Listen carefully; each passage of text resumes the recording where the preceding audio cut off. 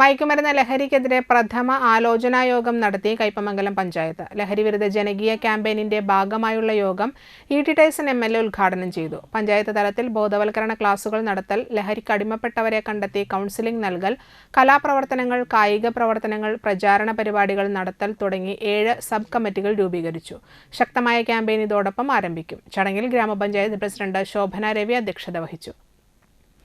Panchayat vice president Mani Ullas, standing committee ചെയർപേഴ്സൺമാരായ P A. Shajahan, P A. Ishaq, Devika Dasan, assistant excise inspector A V. Moyis, വനിതാ civil excise officer K M. Tasneem, മണ്ഡലം തല convener T A. Sajeevan, coordinator Sreedharan, panchayat അംഗങ്ങൾ തുടങ്ങിയവർ സംസാരിച്ചു. പോലീസ് ഉദ്യോഗസ്ഥർ, മഹല്ല കമ്മിറ്റി അംഗങ്ങൾ, ക്ഷേത്ര കമ്മിറ്റി അംഗങ്ങൾ, ചർച്ച കമ്മിറ്റി അംഗങ്ങൾ, ക്ലബ്ബ് ഭാരവാഹികൾ, അങ്കണവാടി ടീച്ചർമാർ, ആശാപ്രവർത്തകർ, ഹരിതകർമ്മസേനാ പ്രവർത്തകർ, യുവജന സംഘടനകൾ, ഉദ്യോഗസ്ഥർ, രാഷ്ട്രീയ സംഘടനകൾ, അധ്യാപകർ തുടങ്ങി സമൂഹത്തിലെ വിവിധ മേഖലകളിലെ ആളുകൾ പങ്കെടുത്തു.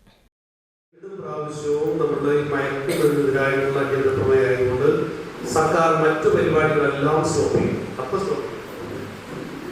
നിയമസഭയ്ക്ക് അത് സ്റ്റോപ്പ് ചെയ്ത് 3 മണിക്കൂർ സമയം കൊടുത്തു.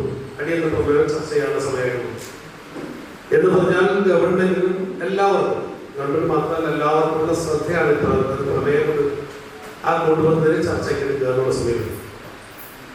നിയമസഭയ്ക്കകത്ത് മുഖ്യമന്ത്രി എന്നെ സംബന്ധിച്ച് അതിന്റെ പരിപാടി സംബന്ധിച്ച് നല്ല കൃത്യമായി പറഞ്ഞിട്ടുണ്ട്. പക്ഷെ നമ്മുടെ എനിക്ക് തോന്നുന്നു അതിന് മുമ്പേ പോയ സ്ഥലമാണ്. ഇപ്പോഴെന്നെ എന്ത് വേണമെന്ന് തീരുമാനിക്കപ്പെടാൻ പോകുന്നതേ ഉള്ളൂ. എനിക്ക് തോന്നുന്നു നമ്മുടെ പഞ്ചായത്ത് പ്രസിഡന്റുമാർ ഉൾപ്പെടെയുള്ള യോഗം കൂടിയത് 3-4 മാസം മുമ്പാണ്.